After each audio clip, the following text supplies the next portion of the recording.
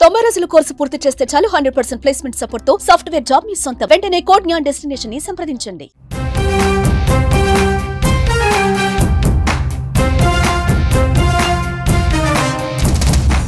నమస్తే, welcome to Suman TV. Kakinada జిల్లాలోని పిఠాపురం నియోజకవర్గం చిత్రాడలో జనసేన పార్టీ ఆవిర్భావ దినోత్సవం 12వ దినోత్సవం అంగరంగ వైభవంగా నిర్వహిస్తున్నారు. దీనికి సంబంధించి ఏర్పాట్లు అయితే పూర్తయిపోయాయని చెప్పుకోవాలి. దాదాపుగా మనం చూసుకోవచ్చు, ఇక్కడ బ్యాక్గ్రౌండ్ లో ఉన్న ఈ స్టేజ్ నైతే భారీ ఎత్తున ఏర్పాటు చేస్తున్నారు. ఈ స్టేజ్ మీద దాదాపు 250 మంది కూర్చునే విధంగా కూడా ఈ వేదిక ప్రాంగణాన్ని ఏర్పాటు చేస్తున్నారు.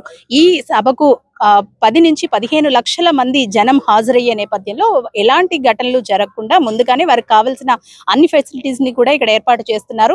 ఎండాకాలం కాబట్టి డీహైడ్రేట్ అయ్యే ఛాన్స్ ఉంటుంది కాబట్టి హెల్త్ సెంటర్లను దాదాపు 5 టెంట్లను ఏర్పాటు చేశారు. మనం ఇక్కడ చూసుకోవచ్చు.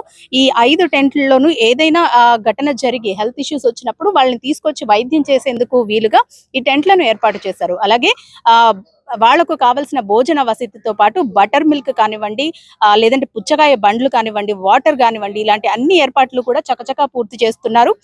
ఎల్లుండి ఈ సభ జరుగుతున్న నేపథ్యంలో ఇప్పటికే దాదాపు 90% ఏర్పాట్లు అయితే పూర్తయిపోయాయి. కాకినాడలోని చిత్రాడలోని ఎస్బీ వెంచర్ ఏదైతే ఉందో ఈ వెంచర్ లోని ఈ సభ ప్రాంగణాన్ని ఏర్పాటు చేస్తున్నారు.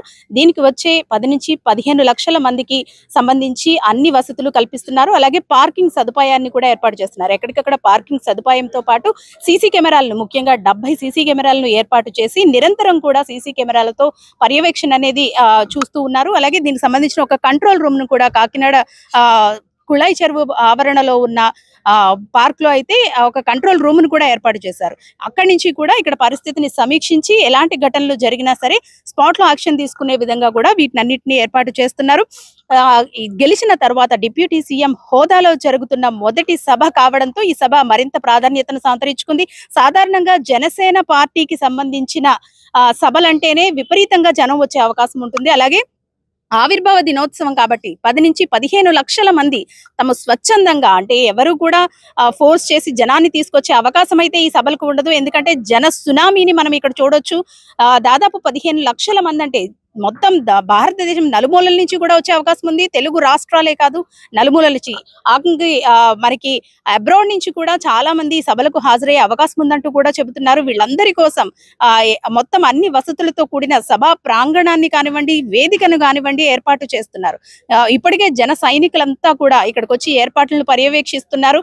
ముఖ్యంగా 16 కమిటీలను ఏర్పాటు చేశారు. ఈ 16 కమిటీల ద్వారా ఈ సభా ప్రాంగణానికి సంబంధించి అన్ని ఏర్పాట్లు ఈ కమిటీలే చూసుకుంటూ ఉన్నాయి. దీంతో అతి వేగంగా ఈ పనులన్నీ పూర్తవుతున్నాయని చెప్పుకోవాలి. మొత్తానికి కాకినాడ జిల్లాలోని చిత్రాడలో జరుగుతున్న ఈ ఆవిర్భావ దినోత్సవానికి సంబంధించి ఒక పండుగ వాతావరణం నెలకొని ఉంది. మరొక హోలీ పండుగని ఇక్కడ జరుపుకునే అవకాశం అయితే కనిపిస్తోంది.